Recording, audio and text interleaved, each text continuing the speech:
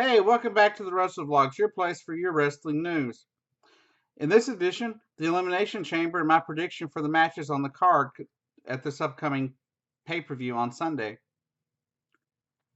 First off, you have Becky Lynch versus Mickie James. Of course, Mickie James was La Luchadora, making her triumphant return to the WWE after being gone for a good long time.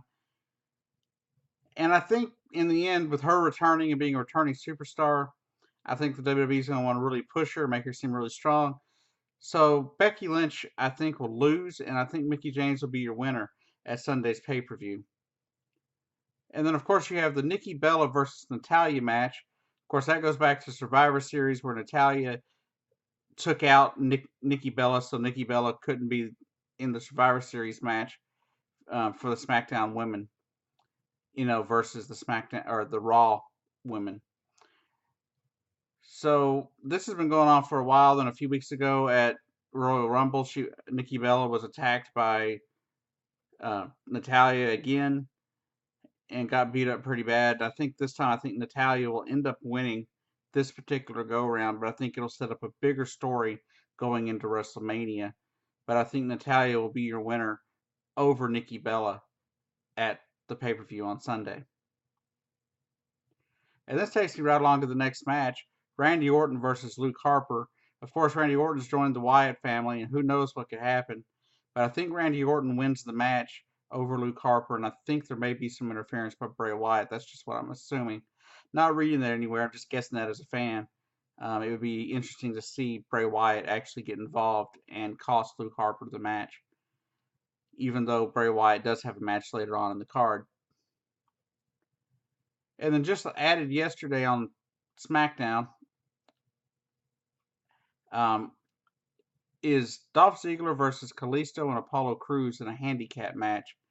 I know it seems like the deck is stacked against Dolph Ziggler in this one, but I think Dolph pulls off the win, and I think it'll set up a big storyline arc going into WrestleMania for him, and I believe he'll get a big push and maybe have a big win at WrestleMania as well. You never know what could happen, but I just assume Dolph Ziggler will win this one.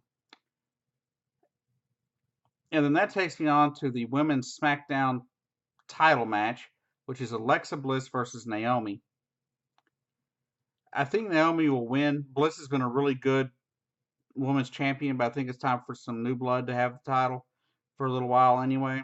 And I believe Naomi, with having wins over Bliss, will actually end up winning the match and becoming your SmackDown Live Women's Champion. That said, you never know what could happen, but I think Naomi wins it. And then you have the tag team turmoil match for the SmackDown tag team titles.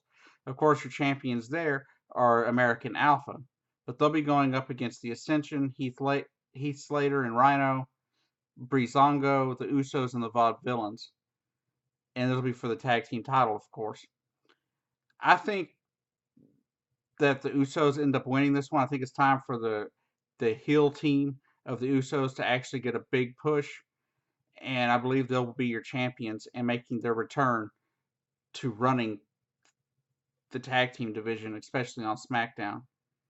We all know that they haven't really done a whole lot since turning heel and since they beat up on the American Alpha at one point during the tag title tournament that they ran. That said, I think American Alpha's been really good champions, and I think they'll be champions again.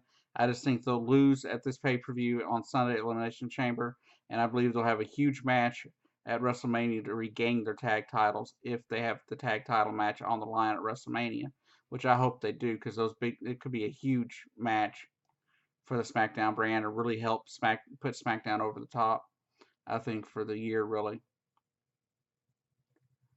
And then, of course, you have the Elimination Chamber match for the WWE title, which involves Baron Corbin, The Miz, Bray Wyatt, AJ Styles, and John Cena. Now, I've already mentioned in a previous vlog that I didn't really care for The Miz being in this match. You see all these other, top stars and, and future upcomers like Baron Corbin. And then you have a wrestler whose character has really just been a pansy and really doesn't seem to really fit in the match with these bigger guys that really have, no, their characters have no regard really for the other person, the other people in the match. And then you got Miz, who's scared to even get his face punched in. So who knows? But I think Daniel Bryan giving him a chance, I guess, is part of the story to maybe help the Miz feel like he's not being mistreated by the GM. Who knows? And who knows what that could lead up to? But I think Bray Wyatt will actually end up winning the WWE Championship in the Elimination Chamber match, and I believe it'll be a pinfall over AJ Styles, which I think will set up a good match coming up in the at WrestleMania or at a pay-per-view between now and then. But I think in the end, I believe Bray Wyatt pulls off the win. I know it seems like a out of left field kind of call, but I think Bray Wyatt gets the win. Nothing against anybody else in the match really besides The Miz. I think it'll set up something really big for WrestleMania, and SmackDown will need a big match to compare with Goldberg versus Brock Lesnar for the Raw, big big draw really. And who knows what could happen.